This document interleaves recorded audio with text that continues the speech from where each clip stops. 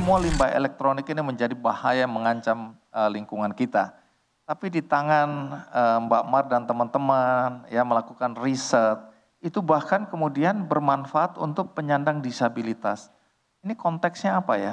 Kita tuh Paragon dari awal bikin wadah itu nggak pernah melihat halal itu sebagai unique selling proposition. Tapi itu spirit gitu. Mulailah sesuatu dengan suatu langkah kecil dan berani. Perjalanan 1000 mil tidak akan pernah tercapai kalau kita tidak melangkah satu langkah. Satu langkah, satu langkah, satu langkah. Daripada diam berdiri ngomel, ngeluh. Yang berbahaya dari hidup itu bukan kamu gagal mencapai target. Tapi ketika kamu masang target kerendahan dan kamu mencapainya.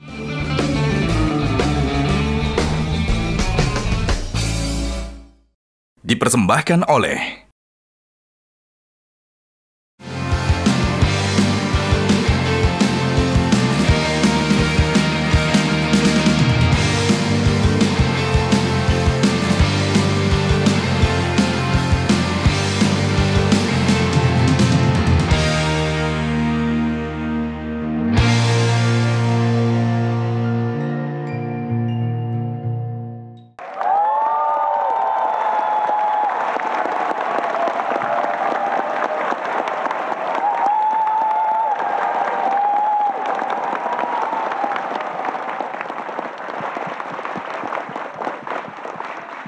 Kita muda, kita muda,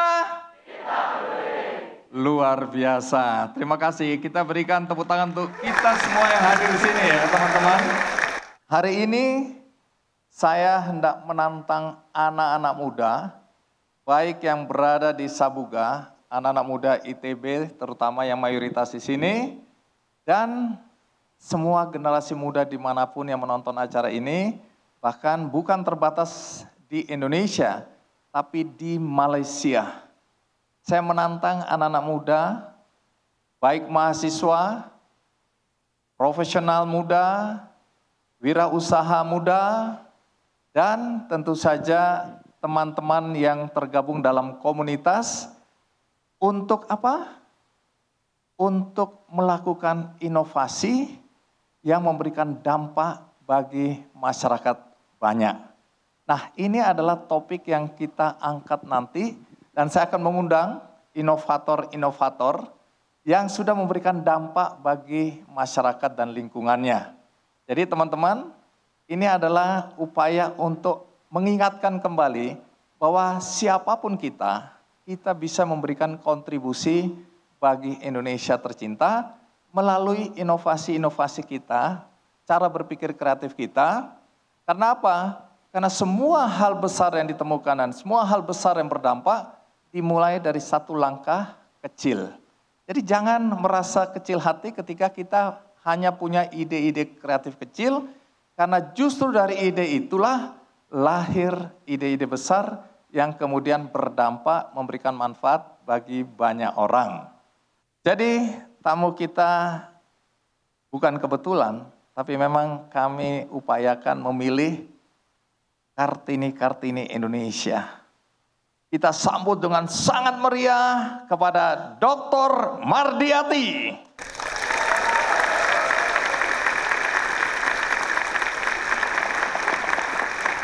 Kasih Bang. Terima kasih, silakan duduk. Makasih, Mbak Bang. Mar ya, saya panggil Mbak Mar ya. Boleh Bang. Oke, terima kasih. Dan tentu kita juga menyambut dengan hangat dan dengan meriah Dr. Sari Khairunisa. Terima kasih Mbak Sari, silakan Terima kasih Bang duduk. Andi. Tunggu dulu. Lulusan UI, Universitas ITB. Universitas. Sudah mulai lucu ya. Baik, kita sambut juga dong tamu kita dari kampus seberang ya. Kita berikan aplaus. Lulusan ITB Bang. ITB, tuan rumah. Jadi bagaimana kita membuka ruang juga bagi teman-teman dari universitas lain ini tanda kutip ya. Tapi yang paling penting sama-sama punya misi, yaitu bagaimana memberikan kontribusi dan berdampak bagi Indonesia tercinta. Hari ini dua putri terbaik Indonesia hadir bersama kita menceritakan pengalaman mereka dalam berinovasi dan memperjuangkan nilai-nilai. Mbak Mar, pertanyaan pertama tentu saja ya. Yang saya tahu kan Mbak Mardiati ini punya banyak paten. Alhamdulillah Bang. Boleh tahu berapa banyak paten yang sudah dimiliki oleh Mbak Mardiati sampai hari ini? Sampai hari ini alhamdulillah yang terdaftar itu 45, yang sudah granted itu 12. 45 dan 12 paten itu sudah diakui ya atau Ya, di apa? Kalau granted itu sudah, berarti kalau yang terdaftar sekarang udah kita daftarkan semua itu 45 45 plus 12. Nah, ini kan bisa cerita bagaimana awal mula Anda masuk ITB waktu itu? Jadi sebenarnya masuk ke ITB sesuatu yang di luar bayangan karena saya kan lahirnya di Jambi, lahir besar di Jambi. Tetapi waktu saya kecil, jadi papa saya itu sebenarnya pegawai negeri sipil, tapi kebetulan beliau juga pejabat juga. Jadi kalau capek healingnya ke kebun sebenarnya. Jadi yang ngebersihin segala sesuatu, terus suka dibawa ke sana. Kebetulan papa itu sebenarnya juga punya kayak semacam industri kecil membuat batu bata dengan atap itu dari tanah liat. Nah terus saya tanya, Pak, kenapa papa bilang bagus kalau batu bata kita sama genteng ini? Karena tanah liat kita bagus gitu, dan nggak kalah dari yang di Cina. Oh ya, gitu. Ya udah nanti kalau besar masuk aja ITB.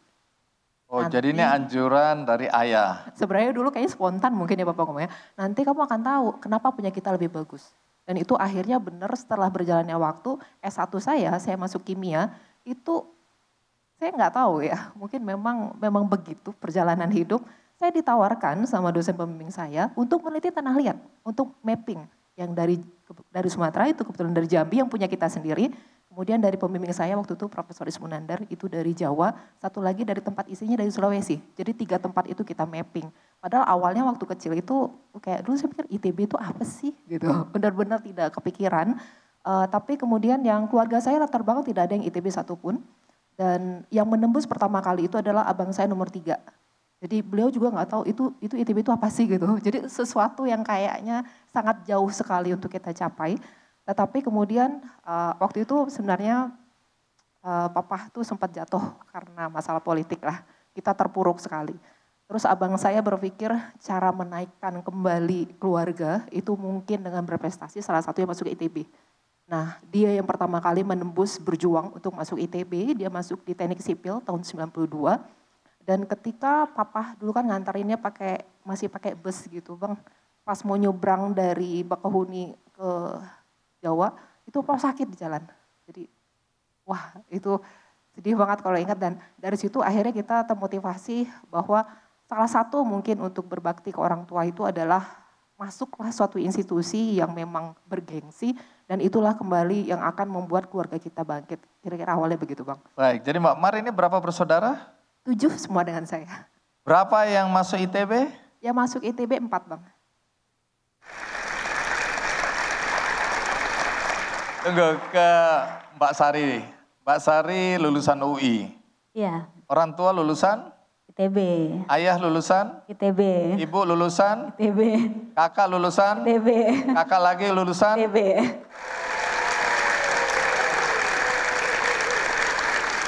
Saya tuh udah sampai nyari kos di Bandung waktu itu Bang, saking ibu pengennya saya ITB juga. Satu-satunya yang nyempal ini ya, perlu dipertanyakan. Tapi kata ayah terakhir, ya sudahlah biar satu anak ini cari tempat yang berbeda dengan kita semua ya. Ini keluarga besar ITB ini, mari kita berikan aplaus untuk lulusan ITB. Kalau saya catat ini, kembali ke Mbak Mar ya. Mbak Mar tahun 2017 mendapatkan penghargaan ITB bidang penelitian, betul? Benar Bang. Tahun 2019 dapat lagi penghargaan dari ITB bidang karya inovasi, betul? Benar Bang. Belum selesai nih. Tahun 2019 dapat penghargaan Innovation Award LPIK ITB untuk Transportation dan Infrastructure Research. Benar Bang. Betul lagi ya.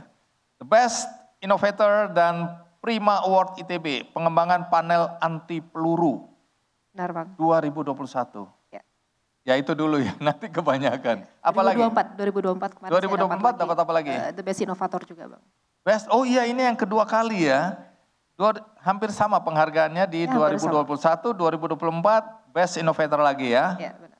Dalam Prima Award ITB, pengembangan serat karbon. Serat karbon sekarang ini ya. Benar. Baik, ini soal anti peluru itu apa maksudnya? Ya, jadi kita menciptakan suatu material sehingga kalau nanti ditembak sama peluru, ya tidak tembus. Jadi berawal itu sebenarnya, jadi ada beberapa seri Bang. Jadi ada seri baju anti peluru, tapi ada juga panel anti peluru. Kalau panel ini biasanya kita letakkan di kendaraan taktis, itu bisa kapal patroli, kemudian bisa juga untuk kendaraan tempur segala macam, bahkan untuk kendaraan pribadi juga bisa. Kalau VVIP kan biasanya kan butuh panel untuk anti peluru. Dan ini memang sudah teruji ya, kita akhirnya juga kerjasama dengan Pindad sebenarnya dan sudah teruji juga, sudah lolos untuk standar militernya. Tetapi di sini yang paling penting itu adalah biasanya material-material yang untuk anti peluru itu impor, kita nggak bisa bikin sendiri. Nah di sini sebenarnya spiritnya itu adalah bagaimana kita menggunakan bahan alam yang ada di Indonesia, kemudian kita rekayasa dari segi ilmu teknik material, dan kemudian dia bisa berfungsi untuk menahan peluru sehingga bisa memberikan proteksi atau perlindungan. Gitu, Bang. Baik, ini sudah diproduksi? Sekarang sudah ada yang pesan Bang. Oh, sudah dipesan? Sudah ada yang pesan untuk kapal patroli, jadi kebetulan kemarin ada, karena baca berita sih, terus disampaikan daripada kita beli keluar, Bu Mar, mendingan kenapa ITB kan punya, kenapa nggak kita beli dari ITB. Nah kami sekarang sedang penjajakan dan sekarang sedang pusing juga Bang gimana ya cara memproduksinya, karena butuhnya banyak kan untuk ruang kemudi, lambung dan segala macam. Jadi sekarang kita berusaha untuk menaikkan TKT-nya lebih tinggi untuk skala produksi. Baik, ini temuan anak Indonesia sendiri ya, daripada kita mengimpor, kita juga pada dasarnya punya kreativitas, punya kemampuan untuk kita kembangkan sendiri ya. Iya benar. Mbak Sari ya. Nah ini kalau kita lihat bagaimana kampus ini melalui penelitian di laboratorium itu menghasilkan teman-teman seperti Dr. Mardiati, dan saya yakin di sini banyak juga dosen-dosen yang juga punya paten, punya juga temuan-temuan inovasi yang sedang dalam proses maupun sudah diakui ya atau dipatenkan. Dan pasti aku yakin juga anak-anak muda yang di sini juga punya pikiran satu hari aku akan punya penemuan-penemuan yang bermanfaat, sesederhana apapun itu. Karena di Kikendi kami juga sering mengundang anak-anak muda dengan ide-idenya, ide-ide kreatif, dengan inovasinya yang memang memberikan dampak. Nah ini kan selaras ini, sejalan dengan apa yang dilakukan oleh Mbak Sari dan teman-teman di Paragon ini ya, berkaitan dengan pentingnya inovasi yang berdampak, bukan cuma sekedar inovasi untuk diri sendiri, tapi yang berdampak. Nah gagasan untuk terus mendorong anak-anak muda, terutama yang bekerja di Paragon ini, untuk menghasilkan inovasi-inovasi itu datangnya dari mana? Oke, kalau dibilang gagasan untuk terus menghasilkan inovasi, sebetulnya sih Bu Nur, founder Paragon sih dulu, ya Bang Andi juga udah pernah ketemu ya, beliau tuh sebenarnya pemikirannya kan simple. Jadi buat beliau itu sebetulnya adalah ingin membuka lapangan kerja. Beliau itu siapa? Bu Nur Hayati Sebakat. Jadi kalau salah lucu kemarin Pak Gita juga sampai ketawa kan bulan lalu Bu Nur Hayati di wawancara Pak Gita Wirjawan. Jadi Bu gimana sih jadi entrepreneur gitulah pokoknya pertanyaan simpelnya gitu. Tapi Bu Nur tuh jawabnya kayak saya tuh bahkan mulai ini tuh nggak tahu kata entrepreneur aja nggak tahu. Jadi kalau buat Bu Nur itu ya bikin usaha itu sesuai dengan masukan almarhum kakek saya itu bagus karena buka lapangan kerja gitu. Ya itu mungkin isu dari tahun, Bang Andi mungkin tahu ya, itu kan isu mungkin dari tahun 70-an sampai sekarang bahkan ya. Tapi kan teman-teman kebayang di tahun dulu kalau kita ngomongin tahun 60-an tuh buka lapangan kerja tuh sebuah kata yang sulit dan memang sangat dibutuhkan oleh masyarakat Indonesia saat itu. Nah itu pemikiran pertama beliau, jadi buka lapangan kerja, jadi baguslah menjadi pengusaha. Nah kedua, memang karena beliau itu ketika bikin itu berdasarkan pengalaman beliau jadi quality control di pabrik sebuah perusahaan, jadi buat beliau ya namanya buka usaha itu bikin sendiri kayak gitu. Dan karena beliau kan juga dari farmasi ITB, jadi pemikirannya tuh ya udah kita harus bikin sendiri gitu, karena belum mikir inovasi, sebatas buat beliau itu ya lebih fleksibel, pengennya apa gitu kan, nggak mesen dari orang kayak gitu kan. Kalau bikin sendiri kan mau bikin berapa, mau bikin 1.000, mau bikin 5.000, jadi nggak ada hambatan kayak gitu. Nah baru kesininya sih memang berkembangnya organisasi. Tadi pengetahuan kita juga berkembang, oh iya ya sebetulnya sebuah perusahaan itu harus investasi di inovasi. Dan investasi juga untuk membuat ekosistemnya. Karena inovasi itu nggak bisa sendiri gitu. Nah makanya tuh kita mulai tuh Bang ke kampus-kampus. Kadang kampus yang ke kita, kadang kita roadshow juga. Dan ketika roadshow itu bukan hanya rekrutmen, kadang-kadang tim juga dari misalnya dari farmasi ITB, oh kayaknya kalau ngejelasin kosmetik, kayaknya mendingan R&D kosmetik yang ngejelasin. Ya kita ngajar gitu, di S1, di S2, penelitian juga biasanya kalau kita mandek di lab juga kita kadang-kadang ingat, oh mungkin Bu Sofi kali ini yang tahu gitu kan. Jadi kayak kita ingat dosen juga yang akhirnya kita ke kampus. Jadi sebetulnya kalau dari kami itu pertama, ya tadi simple, fleksibilitas. Kedua, kita sih sekarang apa ya, cita-cita kita atau peran kita coba luaskan. Kita berharap dengan kita invest di inovasi, negara Indonesia tuh bukan cuma negara konsumen kosmetik.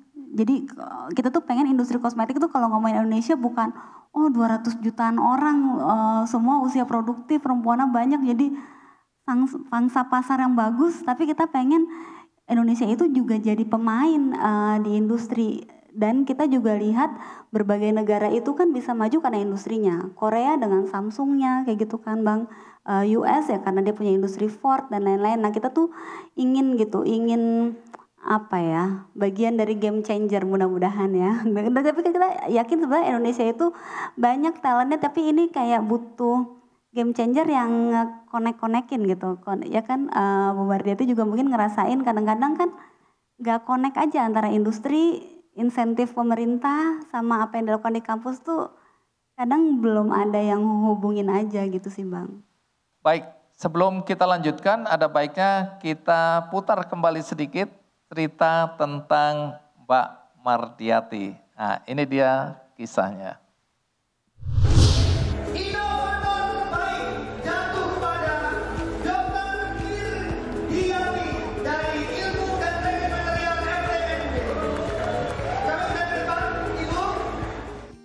Inovasi Dr. Mardiati atau akrab disapa Bumar oleh mahasiswanya kembali mendapatkan pengakuan. Dosen dan peneliti di Fakultas Teknik Material Institut Teknologi Bandung ini terpilih sebagai The Best Innovator dalam Prima Award ITB 2024 atas temuannya dalam pengembangan serat karbon. Sebelumnya, Bumar juga mendapat penghargaan sebagai The Best Innovator dalam Prima Award 2021 berkat temuannya meramu serat rami jadi panel anti peluru. Sebuah temuan spektakuler yang memanfaatkan karet dan serat alam, yaitu serat rami, untuk menjadi material komposit panel anti peluru dalam modular armor system kapal patroli. Panel anti peluru ini digunakan di ruang kemudi lambung dan mesin kapal patroli Indonesia yang menjaga pertahanan dan keamanan negara. Bumar dan tim menamai panel anti peluru ini dengan Kava Cakti yang artinya perisai sakti. Menjadi inovator yang memanfaatkan kekayaan alam Indonesia menjadi nafas Bumar dalam menggeluti teknologi. Lulusan S1 Kimia dan S2 Teknik Material ITB ini mewujudkan cita dan asa melalui profesinya sebagai dosen dan peneliti di alma maternya. Memulai dari sebuah laboratorium kosong dengan dukungan materi seadanya, Bumar memanfaatkan bahan alam yang murah, salah satunya membuat plastik dari singkong. Seiring berjalannya waktu, laboratorium kosong itu kemudian disulap menjadi area inovasi. Bumar menamainya Green Polymer Lab. Laboratorium yang menjadi tempat inovasi anak-anak Indonesia dengan memanfaatkan bahan alami dari Indonesia dan target produk untuk Indonesia. Melalui Green Polymer Lab, lebih dari 100 mahasiswa dari S1 hingga S3 bergabung dalam penelitian. Ada 6 dokter berhasil lulus lewat tangan dingin Bumar. Tidak hanya itu, semangat Bumar di laboratorium ini juga telah menghasilkan 12 hak paten, 45 penelitian yang sudah terdaftar, dan 27 publikasi ilmiah. Sebuah karya inovasi dari seorang Sri Kandi negeri bernama Bumar atau Mardiati.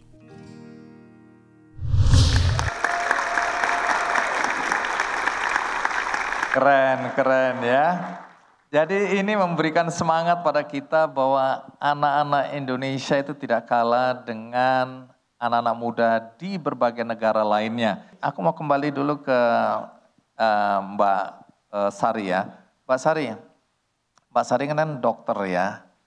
Dokter itu biasanya ketika lulus mau jadi spesialis apa segala macam langsung praktek ya. Ingin agar ilmu yang didapatkan di kampus itu segera bisa dipraktekkan dan memberikan manfaat. Tapi ternyata Dokter Sari ini termasuk yang sangat peduli, sangat intens dan terlibat langsung dalam berbagai kegiatan-kegiatan riset inovasi. Nah, apa yang mendorong Dokter Sari betul-betul merasa bahwa riset inovasi di belakang layar ini di lab menjadi penting? Iya, jadi ya sebenarnya sih pas lulus ya emang praktek sih Bang. Cuma kan waktu itu diminta, jadi jangan bayangkan Paragon kalau sekarang kan orangnya ada banyak, kalau dulu kan baru dikit. Jadi waktu itu memang diminta Bu Nur, bantuin Bu Nur di R&D. Nah cuma waktu itu memang saya lihatnya, karena habis lulus dokter umum saya ngambil spesialis kulit lagi di UI. Jadi waktu diminta bantu R&D itu emang saya lihatnya, oh ini sebenarnya kayak goals gedenya itu kan sama dokter kulit. Kesehatan kulit kan. Cuma kalau dokter kulit berarti nanganinnya per individu. Kalau sebenarnya kan yang membuat saya jadi semangat tuh, oh sebenarnya kalau dari produk kosmetik itu, satu riset itu bisa mass gitu, jangkauan manfaatnya itu bisa jadi banyak. Dan waktu itu saya emang melihatnya, oh ilmunya sebetulnya nggak jauh beda nih gitu. Dan kebetulan dulu tuh saya sebetulnya mau masuk kimia Bu, cuma ragu.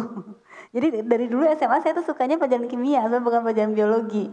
Jadi makanya waktu itu sesimpel itu aja sih Bang. Jadi emang oh nih seru nih, masa bidangnya dulu pun saya suka waktu SMA. Terus kalau soal kayak uji dan lain-lainnya tuh kan sama. Jadi kayak ngeliat goals besarnya itu semangat. Nah kedua tadi kan kadang-kadang kita bertambah pengalaman jadi punya cita-cita yang lebih luas. Nah waktu itu menurut saya seru banget ya nih ya, anak-anak muda semangatnya tinggi. Dan waktu itu menurut saya sebenarnya bisa diadu gitulah karyanya dengan R&D di luar negeri gitu. Jadi semangat, jadi kayak punya goals baru sih, pengen nih ngembangin. Kalau saya suka bilang sama di Paragon tuh, kita tuh jadi R&D tuh harus world class, standarnya tuh world class organization gitu. Gimana cara kerja kita, kayak gitu kan, gimana cara trial di lab gitu. Karena saya punya cita-cita Bang dari SD. Di sini kayak udah gak ada zaman ya. Dulu kan kita suka punya diary ya nggak Bu? Yang SARI gitu kan, tuker-tukeran diary antara teman SD kan. Dari dulu tuh saya nulis cita-cita itu. S-nya apa? Ya kan suka gitu, Sari namanya gitu, apel kesukaannya. Zaman dulu nih kayaknya udah gak ada yang relate. Nah dari dulu tuh saya tulis saya ingin jadi peraih Nobel. Kita lambungkan cita-cita. Kalau kita nggak pernah punya mimpi suatu hari orang Indonesia meraih Nobel, kita nggak akan pernah mulai. Jadi kan kita harus, kalau kita punya lambungan tinggi itu kita jadi pikir kan, kok orang itu bisa nemuin itu ya, dan manfaatnya banyak. Itu kan nanti kita turunin kan, oh infrastruktur labnya kayak apa, oh organisasinya kayak apa, oh dia secara individu kerjanya 9 to 5 itu kayak apa, kayak gitu sih. Tapi sampai sekarang saya beneran bermimpi suatu hari gitu ya, mudah-mudahan ada sih Bang orang Indonesia yang bisa jadi peraih Nobel Prize Award itu gitu. Jadi ini berlawanan dengan naluri Inlander ya kan, kita harus besar. Kita percaya diri. Baik, kita berikan aplaus untuk cita-cita yang mulia ini. Dan ini mungkin bisa ditangkap oleh teman-teman. Oke, jangan-jangan aku nanti yang akan menjadi penerima Nobel itu tadi ya. Betul. Nah, tapi sebelum kita lanjutkan, ada baiknya kita simak dulu video berikut ini. Di balik kesuksesan Paragon Technology and Innovation, berdiri sosok inspiratif dan visioner, Dr. Sari Hairunisa, Deputi CEO sekaligus Vice President of Research and Development, yang dikenal sebagai pelopor inovasi di dunia kecantikan halal dan ramah lingkungan yang relevan dengan tren global. Berlatar belakang pendidikan kedokteran dan pendidikan spesialisasi dermatologi di program pendidikan spesialis kulit dan kelamin di Universitas Indonesia, Dr. Sari Hairunisa memainkan peran penting dalam mendorong inovasi di industri kecantikan Indonesia. Di bawah kepemimpinannya, Paragon berhasil melahirkan berbagai inovasi produk kecantikan halal yang tak hanya sukses di pasar lokal, tetapi juga diakui secara global. Dr. Sari Hairunisa dikenal aktif membawa isu halal beauty ke forum internasional, memadukan sains modern, bioteknologi, dan nilai-nilai berkelanjutan.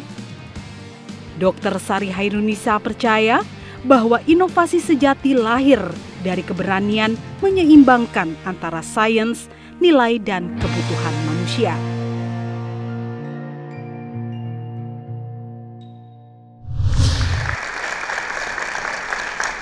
Nah, kalau bicara inovasi dan dampak, itu apa pengertiannya kalau di lingkungan Paragon? Oke, jadi kalau di Paragon tuh memang kita inovasi itu kita mengartikannya mengerjakan sesuatu dengan cara yang baru. Jadi kalau di Paragon kita tuh lomba inovasi sampai di level operator pabrik, Bang. Jadi dan mereka kita bawa juga sampai lomba kompetisi inovasi di nasional. Karena kan kita percaya inovasi itu kepunyaan semua orang, bukan kepunyaan R&D, bukan kepunyaan orang di lab. Tapi bahkan kalau di Paragon itu security aja dia ikut lomba inovasi, Bang. Jadi waktu itu saya pernah jadi juri, jadi dia bilang gini, barang itu numpuk di pos security pada Shopee, Tokped semua pada nyampe di pos security. Jadi dia mencoba membuat sistem racking supaya barang itu flow-nya cepet, jadi nggak numpuk di pos. Jadi kita tuh kalau di Paragon kita nyoba inovasi tuh punya semua, punyanya SPG, punya security, punya operator di pabrik, punya semua. Dan kenapa kita coba mengartikannya luas, jadi inovasi buat kita ya nggak selalu invention juga, tapi sesuatu yang baru dan harus ada dampaknya. Karena kan kalau nggak ada dampaknya itu buat kita lalu apa ya, ukuran suksesnya dan rasa fulfillingnya tuh nggak ada gitu. Jadi kita di Paragon tuh coba membrainstorming, mengendorse inovasi itu sebuah cara yang baru yang sesimpel lalu orang bisnis proses setelah kamu tuh seneng gitu. Jadi misalnya R&D, ya gimana inovasi kamu biar kepala produksi itu nggak terlalu rumit produksi formula kamu kayak gitu. Dan kita harus mikir kan kayak tadi kan security, gimana ya supaya aku nggak jadi bottleneck barang banyak di ini gitu. Kayak gitu sih, Bang, karena dan satu lagi sih yang saya selalu pegang, jadi tahun lalu tuh sempat ketemu Paul Polman, dia former CEO Unilever kan, terus menurut saya ada kalimat dia yang sampai sekarang masih saya pegang, dia bilang gini, setiap business leader, tapi kalau menurut saya sih setiap orang ya, itu harusnya berpikir, dia bilang gitu, will the world a better place with our business on this earth gitu loh. Jadi menurut saya kita tuh ada di bumi itu kan harus perlu punya spirit ingin membawa perbaikan agar dunia lebih baik dengan hal sekecil apapun gitu. Baik, menarik ya. Kembali dulu ke Mbak Mar ya. Mbak Mar, limbah elektronik, ini anak-anak pengguna ini. Baterai biasanya kita buang begitu aja, gadget yang sudah kita anggap kuno kita buang begitu aja, dan seterusnya. Semua limbah elektronik ini menjadi bahaya mengancam lingkungan kita. Tapi di tangan Mbak Mar dan teman-teman ya melakukan riset, itu bahkan kemudian bermanfaat untuk penyandang disabilitas. Ini konteksnya apa ya? Di sini limbah elektronik itu yang basisnya plastik, salah satunya itu adalah kita cacah, kemudian kita jadikan filamen 3D print. Karena salah satu fokus kita tuh, kita udah masuk revolusi industri 4.0. Nah di sini salah satunya adalah additive manufacturing atau kita mengenalnya dengan 3D printing. 3D printing ini kan custom ya Bang ya. Kalau misalnya penyandang disabilitas gitu, nggak ada tangan, nggak ada kaki, itu kan ukuran itu kan custom. Jadi mengikuti pola tangannya dan segala macam. Nah keunggulan 3D print atau additive manufacturing ini kita bisa merancang sendiri dan menyesuaikan. Nah dari limbah elektronik ini kami rubah menjadi filamen 3D print dan kemudian kita menjadikan tangan prostatik seperti itu sehingga nanti memang ditujukannya adalah untuk disabilitas. Jadi sebuah limbah yang dianggap berbahaya dan dianggap ini merusak lingkungan bisa berubah fungsi dan bermanfaat bagi saudara-saudara kita penyandang disabilitas ya. Itu kaki maupun tangan itu ya. Bisa, Bang. Bagi kaki palsu, tangan palsu ya. Tapi juga bagaimana menciptakan plastik dari singkong, kemudian masker yang tidak merusak lingkungan karena ramah lingkungan karena bisa kemudian terurai. Nah itu penemuan apa itu kalau boleh tahu? Itu sebenarnya awalnya kenapa ada plastik dari singkong, terus dari segala macam yang tumbuhan di Indonesia, awalnya pulang ke Indonesia, nggak ada dana penelitian, nggak ada ruangan, nggak ada alat sama sekali, mikir. Ya nggak mungkin diem kan, tapi kan tetap harus, ya udahlah ini suatu adventure, perjalanan baru. Nah dari situ akhirnya gimana ya caranya bisa menghasilkan suatu produk untuk masyarakat, menyelesaikan masalah juga yang ada di masyarakat, tapi nggak perlu pakai alat-alat yang mahal sama karakterisasi. Dan mungkin dana penelitian gue banyak-banyak gitu. Oh waktu itu siap pulang kan isu plastik kan luar biasa ya Bang ya. Kenapa tidak menciptakan suatu plastik yang kalau sudah selesai masa pakainya dibuang aja dan bisa terdegradasi. Dan kemudian setelah dilihat, wah harga pati singkong cuma 8.000 nih. Ya udahlah gitu, dan saya ingat banget pertama kali ini adalah inovasi yang saya lakukan ketika pulang ke Indonesia. Itu minjem bahkan, jadi ibaratnya kalau kita mau masak kompornya tuh minjem bahkan Bang. Sama teman waktu itu Pak Asep dipinjamkan, akhirnya namanya heater sama stirrer. Itu selama 1 tahun saya dipinjamkan. Nah dari situlah akhirnya kita menghasilkan banyak yang berhubungan sama plastik tadi. Baik, jadi temuan-temuan yang akan bermanfaat ya, dan lahir dari sebuah riset ya, dimulai dari langkah kecil ya. Karena banyak sekali anak-anak muda yang ingin berbuat besar sekali, karena terlalu besar dia tidak pernah melangkah. Benar Bang, itu satu langkah kecil, satu langkah setiap hari aja ya teman-teman. Kalau punya ide itu jangan idenya mati di tempat atau karena kepingin punya mimpi besar, kemudian ide itu tenggelam. Benar. Satu langkah kecil untuk memulai sebuah penemuan besar ya. Semua selalu dimulai dari yang kecil itu ya. Nah, tadi kalau kita sempat lihat ini Dr. Sari, ya ada beberapa event internasional yang Dr. Sari hadiri, itu mewakili Paragon itu ya? Mewakili Paragon Bang, iya. Event apa aja itu bisa cerita? Kalau tahun ini tuh ada, di awal tahun tuh ada Harvard Asia Business Congress. Jadi mereka tuh ingin dengar mengenai halal beauty. Ya waktu itu ada saya, ada juga dia dari Korea. Jadi waktu itu Korea temanya adalah, mungkin teman-teman yang udah punya sosial media tahu kan, brand Korea ini kan sekarang lagi menginvasi US batch 2 ini kan sebagai gelombang 2 dan lebih sukses gitu kan. Jadi dia share insight-nya apa gitu. Berikutnya yang bulan Juni itu, nah ini juga cukup bangga Bang. Jadi Global Beauty Forum, jadi ada 100-an beauty founder dan dari Southeast Asia tuh cuma Paragon aja yang diundang. Jadi limited Indonesia. Ini bukan bawa nama Paragon aja, ini membawa nama Indonesia. Iya, dan benar waktu itu saya merasa mungkin agak-agak terlalu besar kepala, waktu itu saya merasa membawa nama Indonesia dan Southeast Asia. Maksudnya jadi pengen banget gitu, misalnya kosmetik itu bukan cuma dari Eropa atau dari US gitu kan. Jadi Mbak Sari sampaikan apa di forum itu ya? Jadi mereka dua-duanya ingin dengar mengenai halal beauty tapi dari lensa yang berbeda. Jadi kalau yang mungkin yang paling recent tuh Global Beauty Forum. Jadi mereka tadi judul sesinya tuh Cultural Beauty. Jadi mereka melihat kosmetik itu makin lama tuh makin hyper segmented. Jadi ada Latin beauty, ada black beauty, ada halal beauty. Cuma yang saya coba sampaikan di situ mungkin agak beda. Kalau Latin atau black beauty itu kan mungkin ada concern, ada looks, ada some cultural value yang unik yang harus di tap in secara tepat gitu kan. Nah kalau halal beauty menurut saya sih masih percaya itu seakan-akan kayak local, very rooted ke agama, tapi sebetulnya sebuah konsep yang internasional gitu. Jadi karena saya bilang kita tuh Paragon dari awal bikin wadah itu nggak pernah melihat halal itu sebagai unique selling proposition. Tapi itu spirit gitu. Kan kalau di agama Islam halal itu kan ada temannya nih yang nggak semua tahu toib. Jadi halal dan baik. Jadi halal tuh bukan checklist bahan bakunya ada dari bukan konten atau packagingnya atau proses produksinya. Tapi kalau misalnya nih produk semuanya bahan bakunya halal. Lalu saya melakukan child labor gitu. Atau sourcingnya nggak ethical. Atau tadi melakukan tindakan yang ekstraktif gitu, yang mengeksploitasi alam.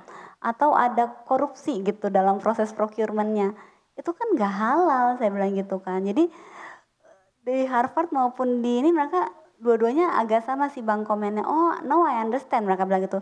Ini sebenarnya ethical beauty ya. Yes saya bilang ini sebenarnya ketika kita ngomong halal dalam proses produksi manufacturing, itu sebetulnya proses produksi tingkat pemahaman tertinggi lah saya bilang gitu. Sama kayak orang ngomong purpose, sekarang ngomong ikigai gitu kan. Jadi menurut saya tuh ada beberapa local value yang sebenarnya kalau orang mengerti, itu sebenarnya universal value sih gitu. Saya percaya halal tuh seperti orang sekarang ngomong ikigai, seperti orang ngomong apa ya, ya beberapa konsep yang tadinya hanya mungkin orang India yang tahu atau orang Jepang yang tahu, yang sebenarnya ketika semua orang di dunia ini ngerti, oh iya ini konsep yang I'm searching for gitu sih Bang, saya percaya gitu. Tapi kalau boleh tahu, apa yang menarik ya, apa yang membuat orang bahagia ketika berhasil menemukan sesuatu, tapi melalui sebuah proses yang mungkin sepi sendiri, walaupun Mbak Sari bilang kan ini bukan hasil dari satu periset atau satu bidang aja, tapi ini kolaborasi dari berbagai bidang atau fungsi ya. Nah, bisa kasih perspektif supaya teman-teman di sini mungkin bisa melihat researcher itu dari perspektif yang lebih lebih utuh. Ya, itu menarik tadi Bang Andi bilang, karena ini sebetulnya isu saya ketika pertama kali nerima R&D ngelihat R&D 2016 itu adalah jarang yang daftar jadi MT R&D. Semua mau jadi marketing lah, komersial, product innovation and development. Jadi waktu itu saya mencoba berinovasi Bang. Jadi waktu itu pertama, ini emang labnya nih kurang menarik nih saya bilang gitu kan. Jadi waktu itu lab kita renov. Jadi labnya jadi putih, gede kayak gitu kan. Terus ya kita juga mencoba, yang kedua itu memang kita mencoba gimana ya, saya tuh percaya anak muda tuh sebenarnya kalau dikasih purpose itu mereka tuh energinya tinggi buat ngejar gitu kan. Ya saya bilang memang nih kita tuh bukan tipe research yang mungkin penemuan kita menyembuhkan manusia dari sebuah penyakit saya bilang gitu kan. Tapi ini penting saya bilang gitu kan. Terus waktu itu saya ingat ada tim, kan kita kalau mau launching produk kan produk kita kirim dulu ke head office kan. Oke atau enggak untuk launching. Jadi waktu itu ada deh bikin lipstick yang puyeng banget gak berhasil terus ada yang bikin notes. Semangat Kak, dia bilang gitu kan. Bayangkan lipstick ini akan dipakai oleh banyak orang ketika interview mereka pertama kali. Untuk cari pekerjaan. Untuk cari pekerjaan. Untuk memperbaiki penampilan. Iya, it's a small product tapi impact-nya besar kan. Jadi kita tuh di Paragon coba menanamkan researcher, kamu tuh perlu melihat ini tuh nggak hanya emulsi gitu. Jangan dilihat itu tuh emulsi atau alhamdulillah bisa launching SPF-nya nyampe gitu atau shade-nya berapa, tapi ini sebetulnya a purposeful items atau goods gitu kan. Ini kan yang akan nemenin orang ketika dia beraktivitas, ketika dia ingin meraih cita-citanya gitu kan, meningkatkan kepercayaan diri kayak gitu sih Bang. Jadi kita tuh mencoba membuat research and development itu fun gitu di mata para teman-teman mahasiswa gitu. Jadi kalau di R&D tuh di lab kita tuh nggak terlalu lab banget. Kadang-kadang ada yang lagi konten, kadang-kadang lagi ada artis dateng, kadang-kadang apa. Jadi kita buat lebih fun lah. Baik, ini daripada saya yang bertanya sendirian, saya minta ada teman mahasiswa mewakili ya. Ini nama sudah ada ya, kami persiapkan 1 tahun yang lalu nama mahasiswanya. Nama mahasiswanya aku panggil mulai dari cewek dulu ya. Kansa Taki, jurusan kimia F MIPA. Kansa mana? Oke, Kansa ke depan ya. Kamu hari ini mewakili aku 1 pertanyaan ya. Jadi kamu jadi Kik Kansa. Oke, Kik Kansa silakan tanya apa saja. Mau tanya kemana dulu? Ke siapa dulu? 1. Mungkin pada kesempatan kali ini saya ingin bertanya kepada Dokter Sari bahwa sebetulnya saya ini kan mahasiswa tingkat akhir, jadi seringkali kita tuh membahas mengenai pekerjaan. Habis lulus kita mau kerja di mana ya, atau lanjut S2 atau bagaimana. Dan dari hasil jawaban teman-teman saya maupun saya sering lihat di sosial media, banyak generasi muda tuh yang menganggap pekerjaan tuh hanya untuk mencari uang. Nah, menurut saya jika alasan ini tuh dibatasi hanya karena uang, sayang sekali potensi inovasi generasi muda ini jadi kurang maksimal untuk pekerjaan. Jadi saya ingin bertanya bagaimana menurut Dokter Sari supaya generasi muda itu tidak hanya melihat pekerjaan tuh hanya sebagai penghasil uang, tetapi untuk mungkin hal yang lain yang dapat meningkatkan informasi kita supaya kita bekerja juga bisa lebih maksimal. Disclaimer, kalau menurut saya sih pekerja itu ya pragmatis lah, orang pasti kan milih pekerjaan ada pertimbangan compensation benefit, itu menurut saya manusiawi ya. Cuma kalau menurut saya mungkin yang saya kebayang ya, menjawab pertanyaan Kansa tuh memang kita tuh perlu memilah apa yang terpapar di kita gitu. Karena menurut saya tuh mungkin cukup beruntung ketika saya tumbuh muda itu kan saya nggak ada sosial media. Saya baru ketemu Facebook itu saya udah mau lulus dokter. Jadi saya tumbuh besar dengan Kick Andy, bukan bermaksud peres. Saya tumbuh besar dengan mungkin Mas Imam udah bosan majalah Bobo gitu kan. Tapi karena kalau saya sendiri, maksudnya saya aja ya, udah di usia 40-an ngeliat sosial media aja tuh kadang-kadang jadi kayak ada pemikiran yang mendistract kita gitu kan. Jadi kalau menurut saya sih, kalau soal ini pekerjaan sebenarnya untuk apa sih, itu tuh kita perlu membuat ekosistem kita sih, bertanya ke kakak kelas yang tepat, bertanya ke dosen yang tepat, bertanya ke alumnus yang tepat gitu kan. Lihat sosial media atau tontonan yang tepat gitu sih. Karena saya juga percaya sih kalau kita tanya misalnya Bu Retno Marsudi, dia kan mungkin seumur Kansa nggak berpikir oke 20 tahun lagi gue akan menjadi menteri luar negeri ya kan, yang akan berdampak kepada nggak hanya masyarakat Indonesia tapi juga masyarakat Palestina, kan nggak gitu. Kalau menurut saya tuh aspirasi kita itu akan tumbuh bertambahnya usia sih, tapi yang perlu dipilah itu sebetulnya apa ya, kita perlu memfilter informasi yang kita masukin di pikiran kita sih di masa era sosial media ini gitu sih. Kalau menurut saya sih ketika tontonan, obrolan kita dengan orang yang tepat itu kita akan dapat hikmah-hikmah kok, sehingga kita juga ngeliat sendiri oke, kerja itu bukan cuma gaji, ada purpose, ada mastery yang mau kita capai gitu kan, ada otonomi yang mau kita punya gitu sih jawabannya, mudah-mudahan membantu. Baik, kita berikan aplaus. Terima kasih juga Kansa ya. Ini ada oleh-oleh buat kamu, penghargaan buku dari Kick Andy, dan kalau ini buat aku aja, ini kosmetik soalnya. Oh mau banget, oh lebih mau ini ya, kalau tukar buku aja ya.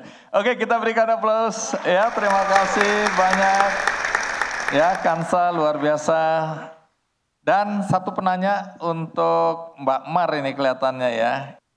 Penanya berikutnya Moreno Syawali Ganda Sugita. Moreno mana? Jurusan Teknik Informatika. Moreno. Ya, silakan di sini Moreno, kamu mewakili aku ya. Bertanya ke Bu Mar, kalau kamu manggilnya Mbak atau Bu? Mbak aja nggak apa-apa ya. Kualat nggak ya kalau manggil Mbak? Di sini enggak, di ruang kelas ya Bang. Oh. Oke, kamu mau tanya apa? Silakan. Mungkin sebelumnya Bismillah. Selamat siang Bu Mar, selamat siang Bu Sari, selamat siang Pak Bang Andi. Di sini saya sangat kagum sekali dengan capaian dan paten dari Ibu sendiri. Terus di sini saya ingin bertanya nih, tadi kan Ibu udah bilang gitu ada pengalaman pulang dari Jerman ke Indonesia terus kayak gak ada fasilitas, gak ada dana gitu kan. Nah mungkin itu sendiri kan mungkin ada keterlibatan dari pemerintah sendiri. Sehingga saya ingin bertanya, apakah benar Bu kondisi bahwa pemerintah bisa dibilang tidak terlalu peduli atas pekerjaan peneliti ini, dan juga menurut Ibu sendiri sebagai anak muda apa yang harus kita lakukan gitu dalam menanggapi masalah ini gitu. Terima kasih. Sama-sama, Moreno nanyanya sensitif ini. Karena melibatkan pemerintah. Bang Adi kok yang susah sih pertanyaannya Bang? Jangan salahkan aku. Salahkan Moreno. Berarti Moreno. Oke, dan saya rasa ini adalah kadang-kadang kita memang tabu ya untuk mempertanyakan, tapi pertanyaannya benar. Sehingga anak muda tuh ngapain sih jadi periset gitu. Kan saya rasa seperti tadi disampaikan oleh Mbak Sari bahwa normal sih kalau kita bekerja pasti kita pengen income, pencapaian dan lain-lain. Apalagi zaman medsos sekarang suka flexing ya, walaupun flexing itu tidak bagus sebenarnya. Ya, akhirnya ya itu yang akhirnya saya sadar sebenarnya ketika saya harus pulang ke Indonesia, maka pasti saya akan menemukan hal seperti ini dan semua orang udah tahu juga sih sebenarnya. Tapi kan itu pilihan, mau tetap di Jerman atau pulang ke Indonesia. Tapi saya sampai mendapat gelar S3 itu dari SD, SMP, SMA, kuliah. Apalagi waktu saya kuliah tuh sempat mencari beasiswa karena memang waktu itu ya perekonomian yang gak bagus ya di keluarga saya. Dan saya sampai S3 itu pakai uang rakyat. Dibayarin sebenarnya. Walaupun kita biar SPP juga tapi tetap. Nah pilihannya di waktu itu saya tetap di Jerman. Dan itu nolnya sudah panjang ya angkanya kalau untuk lulusan doktor di Jerman income-nya. Atau saya pulang ke Indonesia. Tapi pulang ke Indonesia dengan pilihan yang saya tahu ada risikonya. Akhirnya saya memilih pulang. Memilih pulang untuk ke Jerman nyari ilmunya aja. Dan dibiayain kan, dibayar pakai uang Jerman pakai aja gitu loh. Pulang ke Indonesia saya sudah memprediksi juga ada hal seperti ini. Tapi waktu itu saya nanya, siap nggak Mar? Ya kalau itu kan masalah pilihan, akhirnya saya milih ya udah jalanin aja. Begitu pulang, pertama emang beneran ya, maksudnya ternyata ruangan nggak ada, terus segala macam dana gitu. Tapi pas itu mulai mencari ya itu tadi yang seperti disampaikan oleh Bang Andi, mulailah sesuatu dengan suatu langkah kecil dan berani. Perjalanan 1000 mil tidak akan pernah tercapai kalau kita tidak melangkah satu langkah. Satu langkah, satu langkah, satu langkah. Daripada diam berdiri ngomel, ngeluh. Ya, kok pulang ke Indonesia nggak ada fasilitas, nggak ada terus diem. Waktu tuh berjalan terus. Kenapa tidak ambil satu langkah kecil? Nah, satu langkah kecil yang waktu itu saya lakukan adalah, ya udahlah, ketawa dulu terus agak shock sih. Bentar, mikir deh, gimana caranya tetap bisa berkarya dengan segala keterbatasan saat itu. Karena pulang ke Indonesia pengennya ya itu tadi kemandirian material, karena seorang material kan harus ada, harus bisa diciptakan. Pakai yang ada di halaman rumah kita yang tumbuh, jangan halaman rumah sebelah terus beli kan gitu. Nah akhirnya dapatlah ruangan yang kayak semi gudang sebenarnya ya. Jadi kadang-kadang kan di TV ada suka ruangan gak pakai. Ada kebetulan ada satu mahasiswa, dia juga sangat tertarik sama riset. Nah dari situlah kita ngegeser ruangan, waktu itu hanya ada satu meja dan 2 kursi, kan kursi lipat yang mereknya Citos itu. Yang satu tuh agak miring, bermulai dari sana. Nah kemudian berpikir nih, bagaimanakah caranya, iya kita akan ke sana. Suatu hari kita akan ke sana, kalau ngelihat lab saya hari ini, wah itu jauh sekali sama ketika saya pulang. Tapi ada hari ini karena ada satu langkah kecil yang dilakukan terus menerus dan berani untuk memulai inovasi, ada ide di kepala lakukan. Apa yang mungkin saja, jangan melihat, jadi kalau kita melihat itu, jangan lihat fokus ke masalah solusinya apa nih? Gimana cara solusinya? Ambil suatu langkah berani, langkah kecil. Nah, tapi dengan berjalannya waktu, akhirnya penelitian itu saya dapat proposal terus naik. Bahkan tadi ya, kalau lihat saya dapat Inovasi Award. Memang sih pemerintah kita setelah ada karya baru dihargain. Jadi kalau nol juga gak susah sih. Tapi memang begitu. Tapi begitu kita sudah di level tertentu, kita bisa dong mempengaruhi pemerintah. Yuk, kayaknya begini deh harusnya. Ya, jadi kita merubah pelan-pelan, tapi ya kita harus menunjukkan terlebih dahulu. Nah, sampai di level kayak tadi ya, dapat inovasi yang 300 juta, itu sebenarnya bukan uang yang saya terima, bukan. Tapi itu adalah dana untuk penelitian lagi. Nah, terus seperti itu. Sampai ketika paten saya itu sudah lumayan banyak, saya ditawarin waktu itu ketua LPK-nya. Bu Mar, ini kan patennya banyak nih, butuh alat apa? Akhirnya ditawarin. Butuh alat apa nih, ada dana nih, ada dikti, butuh alat apa sehingga bisa memulai lagi inovasi yang dampaknya lebih banyak dan kemudian menghasilkan produk yang lebih tinggi. Nah dari situlah saya minta alat penggiling karet. Maka muncullah tadi kayak untuk garmen, muncullah panel anti peluru itu dari karet awal. Karet, dan itu dari alat yang diberikan. Kita kadang-kadang kalau langsung mau ideal, saya pengen pulang ke Indonesia, labnya lengkap ini segala macam. Jarang sih, ada tapi saya rasa jarang sih. Dan gini loh, kenapa orang mau berinvestasi? Setelah melihat kan, wah ini kalau saya investasi nggak bodong, kan gitu ya. Nah itu sih sebenarnya, jadi kalau ditanya pemerintah peduli nggak? Kalau saya melihat dengan keberjalanannya sejak saya pulang sampai hari ini, itu sudah kepedulian mulai tinggi. Karena mulai terasa, oh ternyata kalau dari periset kemudian terus digiring sampai bisa industrialisasi, itu dampaknya luar biasa. Pemerintah itu sudah, dan di dalam forum-forum FGD misalnya, grup diskusi, saya selalu angkat. Bisa nggak ini dikasih dana, digiring, kemudian hilirisasi dan serius, dan ada dari misalnya dari kebutuhan industri langsung ke kita, kemudian kita selesaikan, dan itu tidak hanya menjadi sesuatu pajangan di rak buku.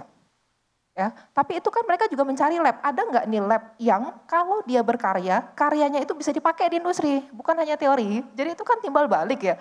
Nah makanya waktu itu saya juga banyak bergaul dengan teman-teman industri. Masalah funding, masalah yang dipakai, walaupun pemikiran industri sama pemikiran akademisi kan beda. Tapi di suatu titik akan ketemu.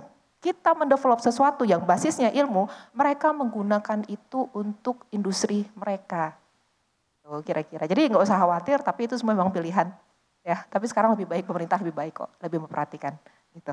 Baik, terima kasih Okmar, terima kasih Moreno, dan kamu juga dapat buku dan juga produk kosmetika. Karena sekarang Paragon juga mengeluarkan produk untuk pria ya. Terima kasih. Baik, terima kasih. Kita berikan aplaus sekali lagi untuk Moreno, mewakili teman-teman sekalian. Nah, di depan saya juga hadir Pak Rektor, Pak Tata Cipta. Gelarnya terlalu panjang untuk disebutkan ya. Baik, jadi Pak Rektor, ITB adalah salah satu gudang inovator ya. Banyak sekali temuan baik skala nasional maupun internasional. Nah, kalau boleh kasih perspektif sendiri, bagaimana Anda melihat generasi muda sekarang, terutama dari kampus ITB, dalam konteks mereka berkompetisi untuk berinovasi? Terima kasih Bang Andi. Jadi kondisi sekarang ini jauh lebih baik daripada zaman Pak Habibie dulu. Kalau tahun 70, tahun 80 Pak Habibie bisa bikin pesawat, adik-adik ini harusnya bisa jauh lebih baik karena kondisi kita hari ini jauh lebih baik. Dan kalau kita lihat di semua negara maju, mereka maju bukan karena sumber daya alamnya, tapi justru karena anak-anak mudanya yang mau berpikir sampai seliar mungkin, kemudian menghasilkan nilai tambah yang tinggi. Jadi saya berharap yang hadir di sini semua jadi inovator, yang kemudian memberikan nilai tambah yang tinggi supaya bangsa Indonesia jadi sejahtera. Baik, kita berikan aplaus. Jadi ini tantangan juga buat terutama mahasiswa ITB, tapi ini juga tantangan untuk seluruh generasi muda ya, tidak terbatas ya. Tapi di ITB sendiri, bagaimana kampus mendorong anak-anak berinovasi? Ya, jadi kegiatan mahasiswa itu dari hari pertama ada di ITB, itu ada yang namanya kurikuler ya, kegiatan di kelas, ada kokurikuler, ada ekstrakurikuler. Nah semuanya ini mendukung bagi mahasiswa-mahasiswa yang ingin melakukan kegiatan-kegiatan inovasi. Kalau istilah sekarang nih anak-anak ambis semua gitu ya. Di ruang-ruang kelas setiap tahun pasti ada tugas-tugas desain. Dan mereka harus menyelesaikan masalah-masalah desain ya. Dari semester 2 udah ada namanya pengantar rekayasa desain. Itu menyelesaikan masalah yang sederhana-sederhana. Kemudian tingkat 2 ada, tingkat 3 ada, tingkat 4 nanti topiknya udah lebih kompleks. Gitu ya. Di luar yang itu kita punya yang namanya Direktur Kawasan Sains dan Teknologi. Nah di situ ada inkubator dan akselerator untuk perusahaan pemula. Kemudian juga ada kegiatan-kegiatan hackathon gitu ya, kemudian kompetisi-kompetisi untuk menghasilkan ide-ide yang kemudian nanti kita bisa hilirkan menjadi bisnis. Jadi peluang dan kesempatan itu ada, tinggal mau atau enggak mau. Kalau ada mau pasti ada jalan. Kalau enggak mau banyak alasan. Setuju. Nah, tapi kan begini Pak Rektor, tidak semua anak memiliki privilege untuk bisa sekolah di ITB atau di kampus-kampus terbaik. Nah, kan beberapa waktu yang lalu juga cukup viral ya, Pak Rektor menjemput anak-anak dari keluarga tidak mampu untuk bisa diajak bersekolah di sini. Nah, peluang untuk anak-anak yang mungkin tidak punya saat ini ya, tidak punya kesempatan atau akses untuk belajar di perguruan tinggi yang tanda kutip ternama dan punya fasilitas lengkap, apa pandangan Anda tentang mereka? Ya, jadi memang kita harus bersama-sama memberikan kesempatan kepada semua anak-anak negeri ini. Dan ITB juga nggak sendirian ya.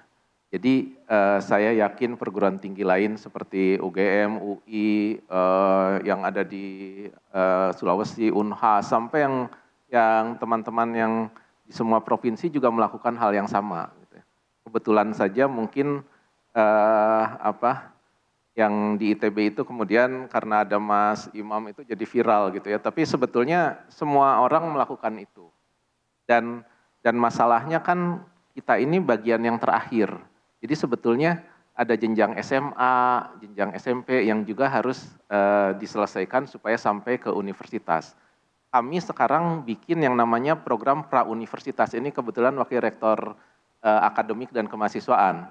Kita bikin program pra-universitas untuk peningkatan kapasitas guru dan persiapan mahasiswa SMA supaya bisa diterima di perguruan tinggi yang baik. Nah, jadi program-program reach out itu ada. Jemput bola lah ya. Jemput bola. Tidak menunggu di pintu gerbang, tapi coba mencari talenta-talenta dan anak-anak muda yang mungkin sampai hari ini belum punya akses ya. Selain itu juga tentu aja yang namanya pendidikan yang baik itu kan perlu biaya, perlu bekal. Nah ini menarik ini, saya baru mau tanya dari mana biaya untuk anak-anak yang seperti ini? Pak Wakil Rektor ini cari dana berapa setahun ya, 120-an miliar ya kurang lebih. Oke, dari mana itu? Bagaimana cara mencari dana seperti itu? Jadi setiap tahun kami perlu dana sekian banyak untuk beasiswa ya. Dan itu kita kumpulkan dari berbagai pihak, dari filantropi, dari CSR perusahaan, dari pemerintah daerah, dari alumni-alumni kita sendiri begitu ya. Sedemikian rupa supaya adik-adik yang tadi disampaikan oleh Bang Andi itu bisa tetap kuliah di ITB. Oke, menarik. Nah, mumpung ada anak-anak muda, tuh banyak anak-anak muda di sini. Apa pesan Anda untuk anak-anak muda agar mereka nanti setelah lulus dari tempat ini kemudian bisa bekerja dan berkompetisi dengan anak-anak muda dari seluruh dunia? Ya, jadi untuk adik-adik mahasiswa semua, yang penting itu adalah rasa ingin tahu yang besar.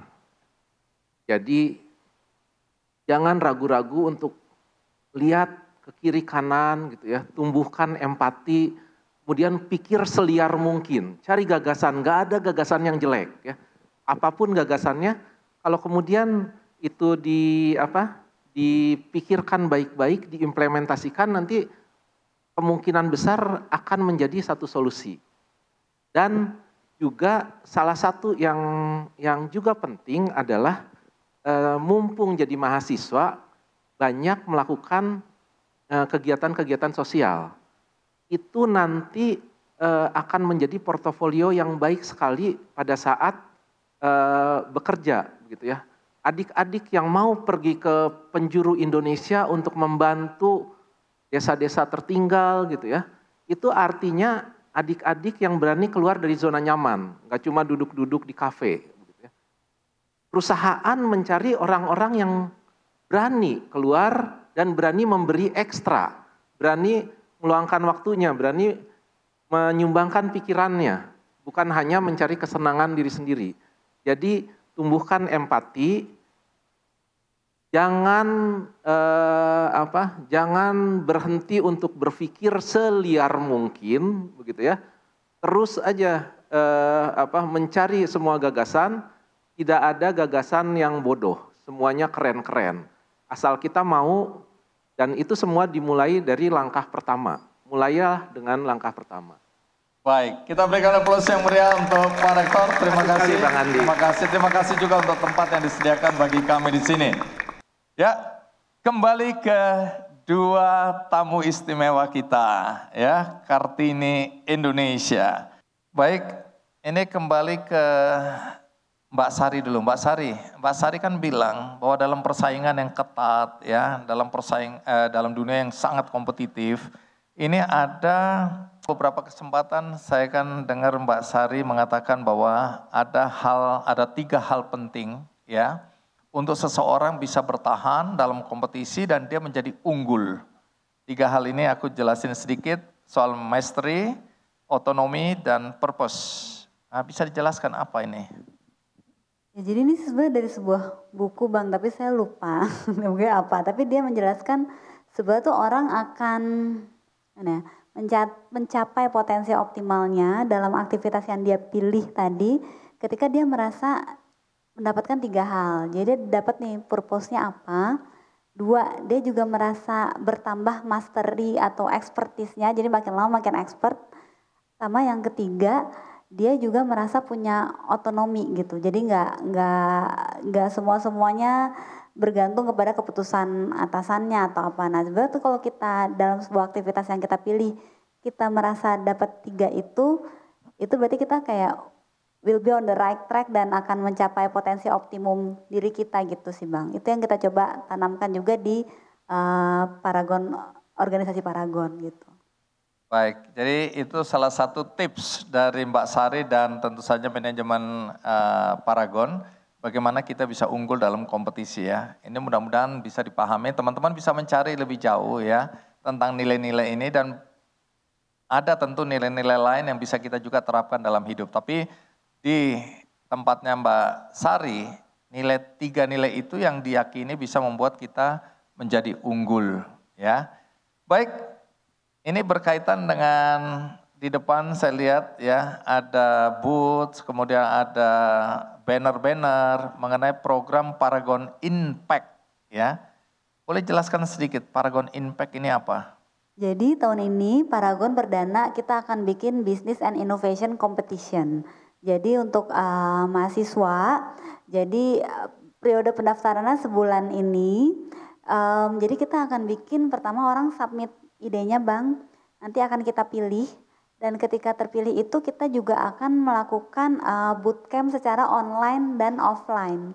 Jadi akan dibekali juga sesuai dengan ide atau subtemanya teman-teman. Jadi teman-teman akan dimentoring oleh misalnya teman-teman punya ide produk, itu mungkin nanti mentornya dari research and development kita atau dari product innovation and development. Teman-teman mungkin punya ide road to market, nanti akan dapat mentoring dari senior marketing atau komersial leader kita. Mungkin ada yang punya ide AI atau produk IT lain, kita juga akan sediakan. Nah, nanti akan ada juri juga dari bukan hanya dari Indonesia tapi dari global ecosystem kita juga. Nah, nanti pemenangnya Bang akan kita bilang innovation trip to China. Karena kita melihat saat ini Bang Andi kapan terakhir ke China? Wah, lama sekali, saya ikut presiden waktu itu. Iya, itu saya tuh saya baru ke China lagi tuh tahun 2024 2025 ini, terakhir tuh 2017. Itu kalau ke China tuh teman-teman harus lihat sih, mereka tuh kayak hidup udah di dunia lain kalau menurut saya. Konsep mereka dalam berteknologi, jualan, aplikasi dan lain-lain. Jadi kita pengen innovation trip to China. Nanti juga istilahnya untuk para finalis ini fast track untuk jalur manajemen trainee Paragon kita gitu Bang. Jadi kita ingin mencoba ingin membuat inovasi itu tuh fun. Kita juga ingin teman-teman dapat mentoring dari awal, kan kadang-kadang kita baru dapat mentor tuh pas di dunia kerja. Nah, kita mau majuin lagi, jadi di kuliah teman-teman juga udah bisa ketemu mentor-mentor, dan di situ kan teman-teman akan ketemu orang-orang dari kampus lain, juga harapannya bisa membuka wawasan sih dan membuka networking juga gitu. Jadi teman-teman jangan berpikir bahwa ini terbatas untuk produk inovasi di bidang beauty atau di bidang kosmetika, tapi ini luas ya. Luas. Di bidang pendidikan, kalau ada ide-ide kreatif kecil, nah ini kesempatan untuk ikut berkompetisi. Betul. Kemudian kalau lingkungan, ya. Kemudian kita bilang kesehatan, ya, dan pemberdayaan masyarakat, ya. Jadi kalau ada ide-ide sekecil apapun juga, apa salahnya kita ikutkan dalam kompetisi ya. Ini ingat 6 November adalah batas akhir ya, 6 November. Aku ingat karena itu ulang tahunku. 6 November adalah batas untuk mendaftarkan ya, inovasi apa yang kamu miliki, yang kamu mau kompetisikan. Ya, dengan tadi ya rewardnya ya kita tahu bahwa ada trip, ada mentoring dan macam-macam. Banyak anak-anak yang atau orang sukses yang mulai itu sejak dia mahasiswa.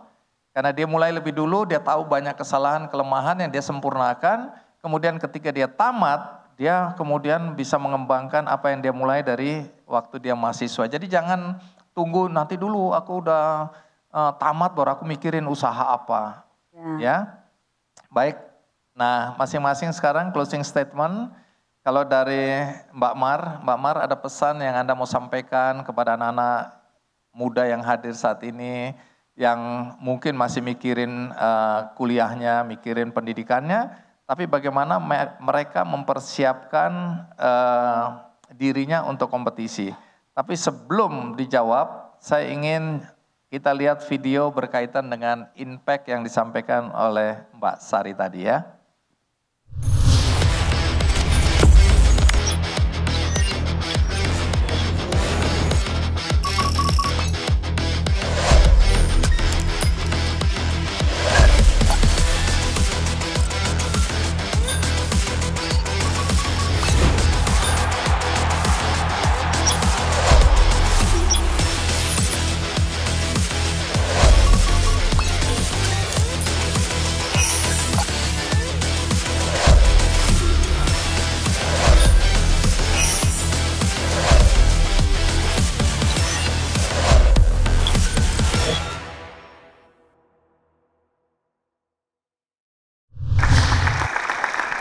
Baik, silakan Mbak Mar sampaikan pesan buat anak-anak dalam menghadapi masa depan mereka ya dalam konteks inovasi, kreativitas mereka. Karena kita tahu dunia ini makin kompetitif ya, tapi kita tahu bahwa kita anak-anak Indonesia ini bukan terbatas pada mahasiswa yang ada di sini, tapi kepada mahasiswa di seluruh Indonesia, bahkan yang berada di luar negeri saat ini. Apa yang Anda pesankan agar mereka mampu bersaing dengan bangsa-bangsa lain di dunia? Oke. Mungkin pertama yang paling mendasar harus dicari ketika masih muda, pekerjaan apakah yang akan kita lakukan setiap hari yang membuat kita bahagia? Jangan sampai pekerjaan yang akan kita geluti puluhan tahun itu membuat kita tersiksa. Ngelihat dari jam 9 ke jam 5 pulang makan siang. Apa yang membuat bahagia? Kayak Bang Hendy kan sekarang bahagia banget nih ya puluhan tahun di sini Bang. Sangat bahagia. Tapi kan itu berarti kan temukan sesuatu pekerjaan yang memang Anda passion di sana akan membuat Anda bahagia. Setelah itu mulai dengan satu langkah kecil yang berani. Mungkin akan beda sama orang, gak apa-apa. Boleh dong berbeda, yang menjalani hidup kan kita. Ya. Tidak ada langkah kecil. Menurut saya semua langkah itu adalah besar. Karena sebesar apa sih kita melangkah? Tapi kan tetap satu langkah, satu langkah, satu langkah. Nanti baru orang melihat itu suatu langkah besar, itu akumulasi. Mulai berani, begitu sudah melihat, oke, saya passion saya di sini, saya akan bahagia, menujulah ke arah sana. Lakukan langkah kecil setiap hari dan fokus. Begitu seperti tadi ya kata Mbak Sari itu, media sosial tuh kadang-kadang bikin kita distract. Omongan orang bikin Anda distract, jangan seperti itu. Anda harus jadi diri sendiri, yang menjalani hidup adalah Anda dan fokus. Begitu sudah ketemu, Anda akan bahagia di situ, maka jalani prosesnya yang bahagia. Semua harus dimulai dengan satu langkah, sampai nanti perjalanan ribuan kilometer Anda akan sampai. Kalau Anda ingin berinovasi, maka kalau orang berpikir out of the box, mikir no box, nggak ada boxnya. Nggak ada batasan dalam berpikir. Jadi, kayaknya ini orang semua, enggak. Ya, no box, terus berani, kayak Nike begini, just do it. Kerjain aja, kalau nggak dikerjain tuh selamanya hanya di kepala dan Anda ketika waktu sudah bergulir Anda akan menyesal. Padahal ketika Anda kerjakan paling cuma butuh berapa hari, cuma berapa waktunya. Kira-kira begitu Bang. Baik, terima kasih. Nah satu hal, karena aku pernah datang ke kantor ya, datang ke Paragon, markas besarnya, yang aku kagumi dan aku kaget teman-teman, dominasi anak-anak muda di situ ya. Hampir semuanya anak muda yang ada di Paragon ya. Sehingga tiba-tiba aku merasa tua banget gitu ya. Nah, konteks dalam rekrutmen ya, terus kemudian bagaimana membangkitkan ya kesadaran bahwa anak-anak muda ini bisa berperan luar biasa. Tidak sebatas kepada industri kosmetika melalui Paragon, tapi kepada Indonesia. Apa pesan Mbak Sari biasanya kepada anak-anak muda seperti ini? Pesan, kalau menurut saya satu, saya tuh percaya kita semua tuh sebenarnya punya cita-cita yang tinggi. Tapi kadang-kadang karena kesibukan, karena sosial media, atau karena omongan teman kita tuh jadi berusaha pragmatis gitu. Tapi padahal cita-cita yang tinggi itu tadi kayak Bu Mardiati bilang, itu kan akan melit teman-teman akan melakukan small step apa gitu. Karena ada satu nasihat yang saya masih ingat, jadi dia kayak saintis dari Italia gitu, dia bilang, dia ngutip sebenarnya dari, saya lupa ya, Da Vinci atau Socrates atau apalah yang dia bilang itu. Tapi dia bilang coba deh kamu cari, dia bilang gitu kan. Yang berbahaya dari hidup itu bukan kamu gagal mencapai target. Tapi ketika kamu masang target kerendahan dan kamu mencapainya. Jadi kita tuh menurut dia tuh, jadi cita-cita, target, goals, apalah you name it itu harus tinggi gitu. Karena kalau enggak kita enggak berkembang gitu. Jadi balik iklan impact, kita tuh pengen teman-teman tuh bermimpi ketemu orang yang udah ada di industri, ke China, di mana menurut saya ya mungkin enggak semuanya pendapat, tapi menurut saya sekarang sih inovasi digerakkan dari negara itu. Ya supaya teman-teman mimpi sama wawasannya tuh tinggi, besar gitu, sehingga nanti langkah kecil yang akan teman-teman lakukan itu akan berbeda ketika teman-teman cita-citanya terlalu praktikal. Baik, kita berikan aplaus. Ingat kata Bung Karno, gantungkan cita-citamu setinggi langit. Karena ketika engkau jatuh, engkau akan jatuh di antara bintang-bintang. Artinya udah tinggi banget juga ya. Baik, kita berikan tepuk tangan yang meriah, penghormatan, ya, respect kepada dua pembicara yang memberikan inspirasi bagi kita sebagai anak muda. Oh kita, ya, bagi teman-teman generasi muda, tidak terbatas pada ruangan ini, tidak terbatas pada mahasiswa ITB, tapi seluruh anak muda, seluruh profesional muda, wirausaha muda, dan komunitas-komunitas yang saat ini juga sudah melakukan banyak inovasi untuk memberikan dampak bagi Indonesia tercinta. Mudah-mudahan dengan apa yang kita dengarkan tadi memberikan satu lagi ya, injeksi semangat agar kita betul-betul mau berpikir, mau bermimpi, dan mau menjalankan aksi untuk memberikan dampak bagi Indonesia. Baik, terima kasih kepada dua narasumber, kepada rektor dan seluruh jajaran ITB, kepada mahasiswa. Kita tepuk tangan semua mahasiswa yang hadir. Terima kasih kepada Paragon dan tim pendukung, ya, kepada panitia yang sudah bekerja keras, kepada mahasiswa-mahasiswa yang hadir maupun yang ada di berbagai daerah yang menonton acara ini. Terima kasih Mbak Sari, terima kasih Mbak Mar, ya. Terima kasih untuk kita semua. Semoga acara ini bisa memberi manfaat bagi kita semua. Sampai jumpa di episode yang akan datang.